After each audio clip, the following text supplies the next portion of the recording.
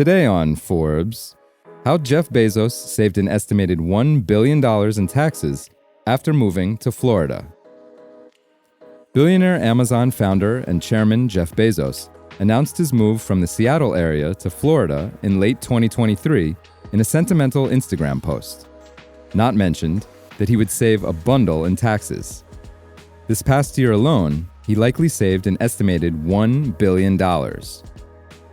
Bezos, the world's second richest person as of January 1st, sold $13.6 billion worth of Amazon stock as of December 18th last year, more than the dollar amount sold by any other U.S. billionaire who's required to disclose transactions publicly.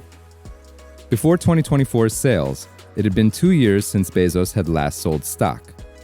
His pause began in January 2022, the same month Washington State, where he lived at the time, first enacted a 7% state tax on long-term capital gains of more than $250,000, which would include Amazon stock that Bezos has held for more than 1 year.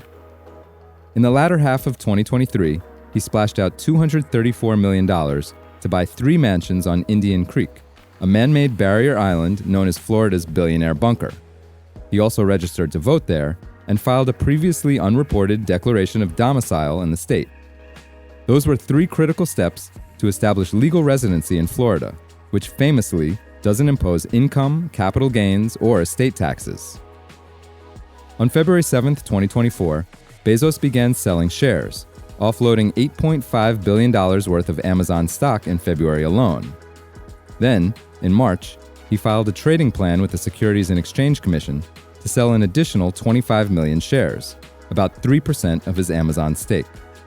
He completed those sales in November for gross proceeds of an additional $5.1 billion. Had Bezos remained in Washington state, his 2024 share sales would have resulted in a $954 million state capital gains tax bill.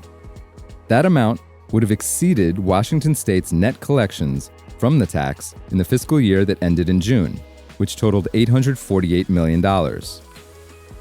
It's not like Bezos isn't paying any taxes.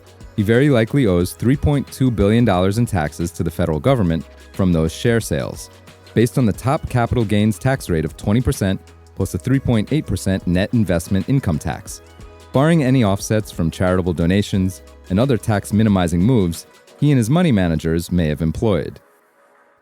There's a chance that Washington state could still ask Bezos to pay taxes there, even though he appears to have made all the right moves to switch his residency. The state could try to cite evidence that he has not fully moved away, according to Brian Carter, a tax partner at wealth management and consulting firm Plant Moran, who runs its family offices group. The kind of evidence officials might try to dig up includes whether or not he still has a primary care physician in state or holds any property. Based on Forbes' review, he still appears to own at least 3 homes in Washington. There is no record of a sale, but he could have unloaded it in an off-market transaction. Bezos is far from the only billionaire who's moved in search of more tax-friendly skies.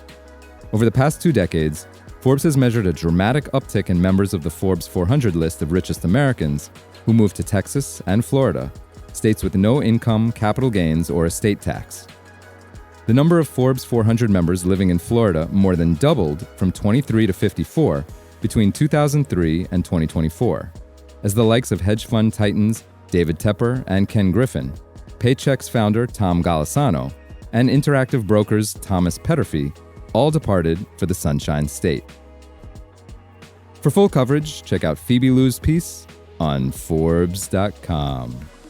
This is Kieran Meadows from Forbes. Thanks for tuning in.